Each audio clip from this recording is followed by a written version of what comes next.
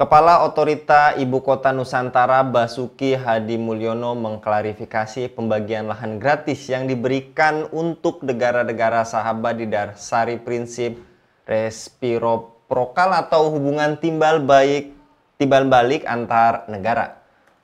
Bukan gratis, enggak. Itu ada resiprokal, kata Basuki saat ditemui di kantor Kementerian PU Jakarta pada hari Jumat 21 Februari 2025. Basuki juga menegaskan bahwa pembagian lahan gratis itu untuk membangun kedutaan besar, bukan untuk investor yang akan menanamkan investasinya di IKN.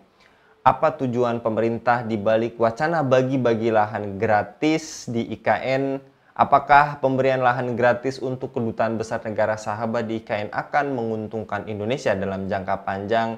Mengapa pemerintah Indonesia merasa selalu perlu memberikan lahan gratis jika proyek IKN sebenarnya masih diragukan keberhasilannya oleh banyak pihak? Untuk membahasnya kami terhubung dengan Bung Rizky Awal. Kita sapa terlebih dahulu. Assalamualaikum warahmatullahi wabarakatuh, Bung Rizky.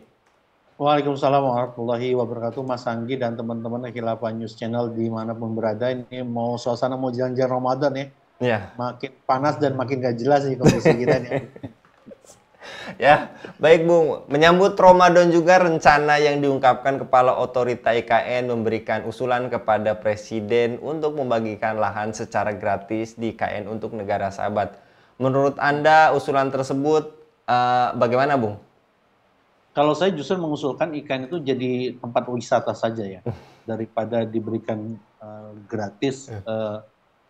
Karena gini, kalau pembangunan IKN terus dilanjutkan, sementara kita tahu persis banyak anggaran yang diefisiensi demi penghematan anggaran karena kondisi APBN kita sedang tidak berimbang, maka menurut saya tidak perlu diberikan gratis, bila perlu IKN itu menjadi tempat wisata terbaru untuk bisa mengobati bentuk penderitaan masyarakat karena efisiensi yang di sana sini. Satu sisi itu. Yang kedua, ketika terjadi pemberian gratis kepada negara-negara sahabat, menurut saya ada sesuatu hal yang ketidakadilan muncul gitu, di mana pemerintah memberikan nilai tanah gratis, sementara di beberapa sisi di beberapa tempat terkait dengan pertikaian konflik lahan itu terjadi di mana-mana antara negara dengan rakyat. Gitu. Ketika rakyat tidak dibeli dengan harga yang sesuai dengan harga yang diinginkan oleh rakyat atau harga yang terjadi di tengah-tengah lapangan gitu. Nah itu yang menurut saya perlu dipikirkan oleh kita semua, oleh Indonesia tentunya, untuk apakah memang layak untuk diberikan gratis gitu. Sebenarnya karena menurut saya yang justru harus dikasihani itu Indonesia ini gitu. Karena kalau kita lihat efisiensi anggaran kemudian memberikan gratis meskipun ada embel-embel tadi itu tentu tidak ada makan siang gratis ya, no freelance. Tapi ketika dia memberikan luas tanah yang bukan ukuran 1 meter atau 5 kali 4 meter, bukan menurut saya. Tapi itu kan ketika luas tanah di IKN untuk kedutaan besar itu bukan tanah 2 kali 5 gitu, atau tanah ukuran 4 kali 5 atau 3 kali 6 gitu, ukuran rumah sangat sederhana ya. Tapi tanah yang diberikan itu memang tanah yang cukup luas gitu. Nah, menurut hemat saya gitu, maka jangan diberikan gratis gitu, justru harus bayar gitu. Karena kita ini dalam kondisi sedang terhimpit, dalam kondisi yang sedang efisien. Tidak normal ketika kita memberikan tanah yang gratis nilainya, meskipun ada investasi di masa akan datang oleh negara-negara sahabat itu, sementara saat ini kebutuhan anggaran dan kebutuhan hidup masyarakat dengan berjalan turunnya tingkat konsumsi masyarakat pada hari ini karena adanya krisis di mana-mana, itu menjadi poin penting harus diperhatikan. Ya istilahnya itu ya Bu, sadar lah pemerintah tuh, jangan asal ngomong lah gitu. Ya kan, kenapa Pak Budi Hadi Mulyani berucap, karena ada orang yang berucap yaitu gratis buat kedutaan besar gitu. Dan pejabat yang lain mengkoreksi pernyataan itu gitu. Ini kan seperti lagu lama ya, diputar-putar begitu saja kejadiannya gitu. Pejabat yang lain membuat pernyataan, sementara pejabat yang lain memberikan klarifikasi atas pernyataan itu. Menurut Anda, mengapa pemerintah Indonesia merasa perlu memberikan lahan gratis jika proyek IKN sebenarnya masih diragukan keberhasilannya oleh banyak pihak, dan mengapa pemerintah belum mengeluarkan kepres untuk memindahkan ibu kota ke IKN, Bu? Kalau logika yang kita pakai ketika kita jual barang tertentu kemudian nggak laku-laku dan di ujung itu sedang dalam kondisi sedang basi, maka si penjual biasanya akan membagi-bagikannya. Artinya Mbak, sesuatu yang tidak laris terjadi di tengah-tengah kita. Kita ingat ya, beberapa kali presiden sebelumnya itu menjanjikan bahwasanya sudah banyak investor-investor yang sudah berminat dengan kain luar negeri segala macam, sudah siap segala macam. Mau kebohongan seperti apa lagi yang mau dibuat gitu, omong-omong seperti apa lagi yang mau dibanggakan gitu, ketika dengan kondisi hari ini gitu, mau gratis saja belum tentu pihak kedutaan itu akan mau pindahkan tempatnya dari Jakarta ke sana gitu, sementara di sana itu tidak ada penghidupan. Karena kan gini, kalau terkait dengan kedutaan besar itu kan terkait dulu dengan proses administrasi, paspor, visa, atau urusan-urusan warga negara tertentu atau warga negara kita yang hendak ke luar negeri. Sementara kalau kita perhatikan Jakarta itu komplit gitu, apa bandaranya mumpuni, kapasitas bandaranya banyak, kebutuhan masyarakat bisa dijangkau. Sementara kalau di IKN itu kan belum terjamin. Gitu. Nah, maka ketika dikasih gratis menurut saya ini kan sesuatu hal yang aneh. Sementara uh, warga saja diminta pindah saja mereka berpikir 1.000 kali gitu. Nah, kita lihat saja betapa pemindahan ASN itu kan tertunda berkali-kali. Gitu. Pemerintah menjanjikan apa akan terjadi pengiriman 100.000 ASN misalnya tahap pertama, tahap kedua, tahap ketiga, tapi nyatanya sampai saat ini nggak ada. Dan bangunan itu belum selesai gitu. Artinya investasi yang ada di kain bukan sesuatu investasi yang menguntungkan menurut saya gitu. Dan pihak kedutaan besar itu akan berpikir 2 kali lipat untuk membangun cepat di sana gitu. Kalaupun dikasih gratis, dia tidak akan segera membangun. Gitu. Karena apa? Kebutuhannya itu bukan ada bangunannya, kebutuhannya adalah bagaimana pelayanan administrasi kedutaan itu terjadi antara yang butuh pelayanan administrasi dan kedutaan itu memberikan administrasi gitu. Lantas, apakah pembangunan IKN menurut Anda akan berjalan sesuai dengan target di tengah banyak juga kontroversi? Ada yang mengatakan anggarannya dipangkas, tapi di sisi lain kepala OIKN bilangnya ditambah, dan akan menjadi pusat pemerintahan yang dapat meyakinkan rakyat Indonesia, atau baiknya dibuat seperti mengutip Rocky Gerung, pangkalan gas melon aja, Bung?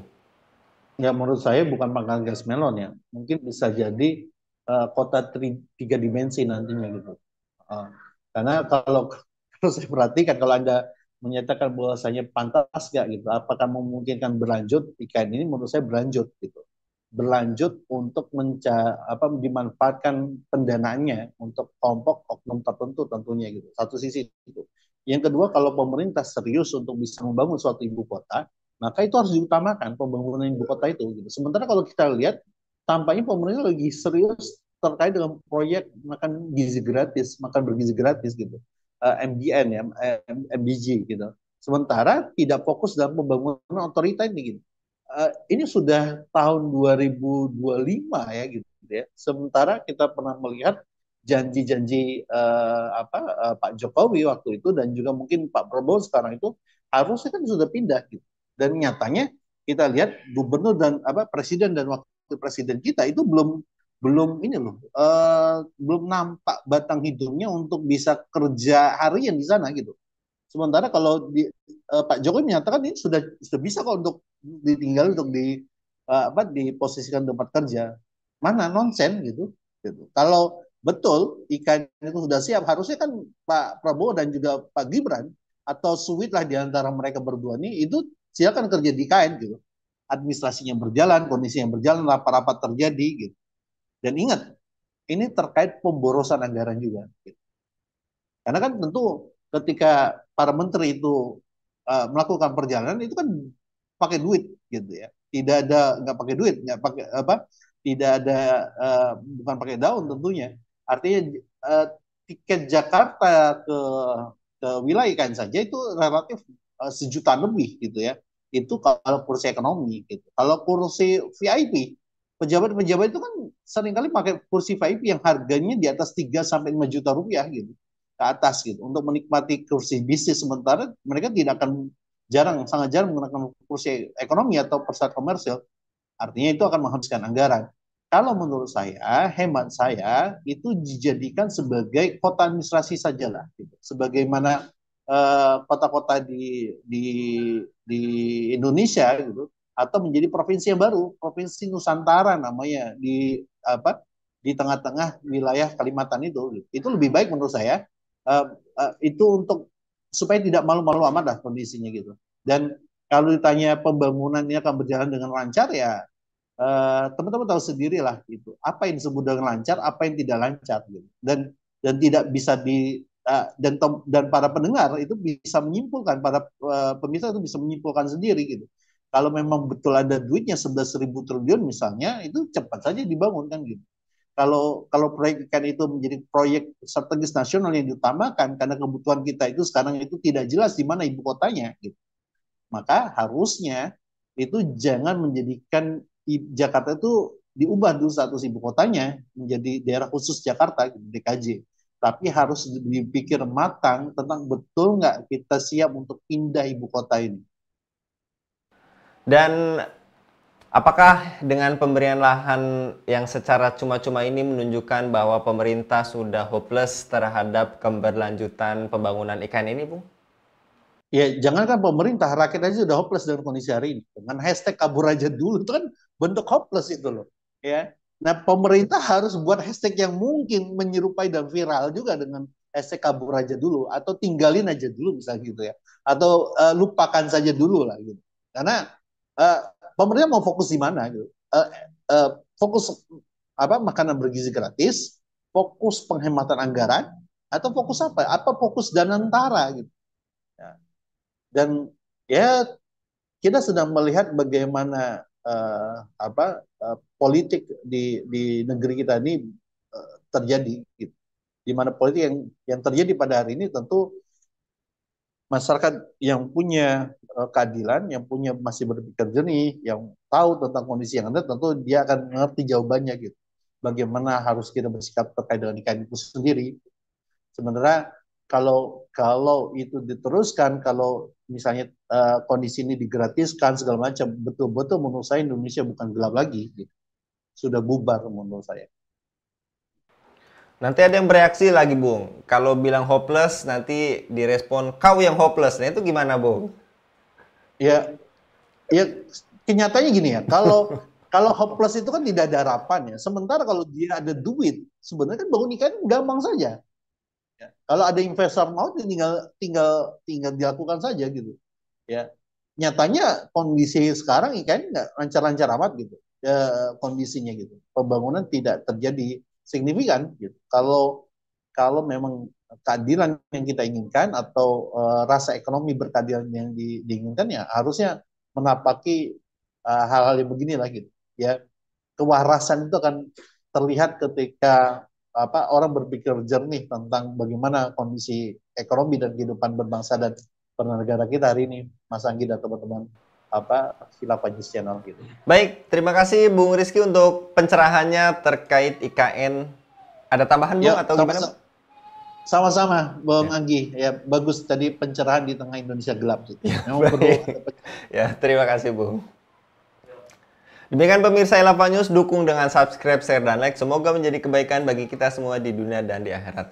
Saya Anggi Suwarnadi undur diri. Assalamualaikum warahmatullahi wabarakatuh.